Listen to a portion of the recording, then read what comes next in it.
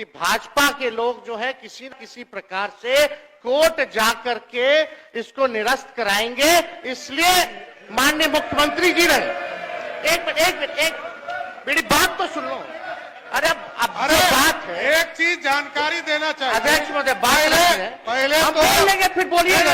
आप तो आप बोलिएगा, नहीं, मेरा बात खत्म हो जाने दो फिर आप बोलना। पहले तो आपकी सरकार नहीं थी, पहला जानकारी देना। अरे नीतीश कुमार की सरकार थी, आप कौन थे? महागठबंधन की सरकार, जैसे आप है ना, जैसे आप हैं। अभी किसकी सरकार है? भाजपा की सरकार नहीं है क्या? देख के बोलिए, भाजपा की सरकार नहीं है क्या? बात बोलिए। बिना आधार और प्रमाणिकता के किसी भी पार्टी के बारे में इस तरह का बयान देना अधिकारी के पद पर बैठे संविधान के में शोभा नहीं देता है। ये गैर संवैधानिक काम करते हैं। बिना प्रमाण के बात रखना, ये संविधान विरोधी लोग हैं। इनकी संविधान विरोधी है। अध्यक्ष संविधान विरोधी लोग संवैधानिक संस्था का अपमान कर रहे हैं। फिर बोलिएगा। बैठ जाइए, बैठिए। माननीय विजय चौधरी जी यहाँ बैठे हुए हैं। आप सब लोगों को पता है कि हमारी सरकार जब 7 में थे, इससे पहली वाली सरकार 17 महीने, तो हम लोगों ने जातीय आधारित गणना कराई थी। और जातीय आधारित गणना इसलिए कराई थी क्योंकि राज्य सरकार जो है सेंसस नहीं करा सकती, इसलिए हम लोगों ने सर्वे कराया था।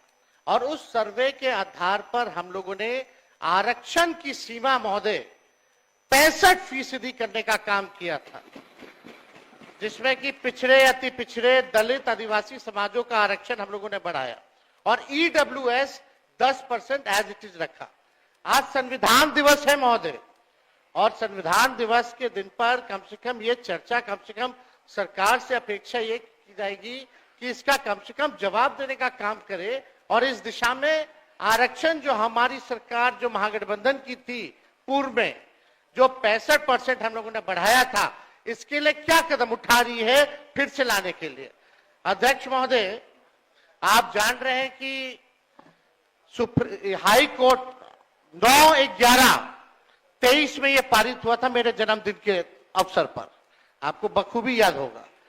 और ये 20/6/24 को जो है मना कर दिया गया हाईकोर्ट द्वारा, और ये दिया गया कि इसका जो है प्रॉपर स्टडी जो है नहीं हो पाया है, इसको देखते हुए इसको निरस्त कर दिया गया। हमारा ये सवाल है महोदय कि जो संदेह नीतीश जी को था, माननीय मुख्यमंत्री जी को था, आपको था, हमको था, कि भाजपा के लोग जो है किसी ना किसी प्रकार से कोर्ट जाकर के इसको निरस्त कराएंगे। इसलिए माननीय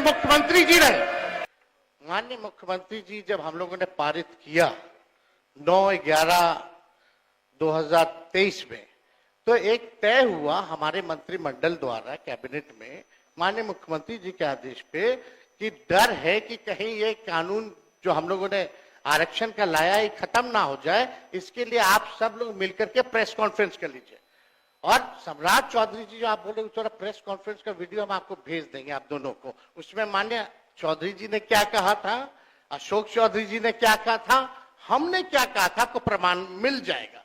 चलिए, दूसरी बात मेरा यह है कि अब तो स्टडी, अब तो सुप्रीम कोर्ट में चल रहा है, अब हम लोग भी सुप्रीम कोर्ट में, आरजेडी भी पार्टी बनी हुई है उसको लेकर के। अब मेरा सवाल ये है कि जो बहालियां हो रही है, जो आरक्षित वर्ग है, उसको नुकसान हो रहा है कि नहीं हो रहा? 16% हो रहा है ना। यह गंभीर मसला है महोदय।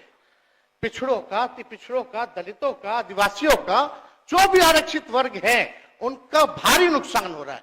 मेरा यही कहना है, अगर सरकार, और देश में ये पहली ऐसी सरकार थी 17 महीनों की जहां जाति आधारित गणना भी हुई और 65% आरक्षण की भी सीमा थी गई। पहली बार इतना बड़ा निर्णय हम लोगों ने लिया, उस निर्णय को लागू कराने में क्यों फेल रहे? अब अध्यक्ष महोदय, मेरी घोर आपत्ति है कि ये एक तो इन्होंने जो जिक्र किया संविधान दिवस पर, संविधान में, और लगातार कोर्ट के ऊपर हमला कर रहे हैं। ये अत्यंत ही दुर्भाग्यपूर्ण है। और कोर्ट के खिलाफ कि कोर्ट को मैनिपुलेशन करने का काम, यही इससे बड़ा दुर्भाग्य क्या होगा? आप कह रहे हैं कि कोर्ट में कोई पार्टी चली गई। अरे गलतफहमी मत फैलाइए।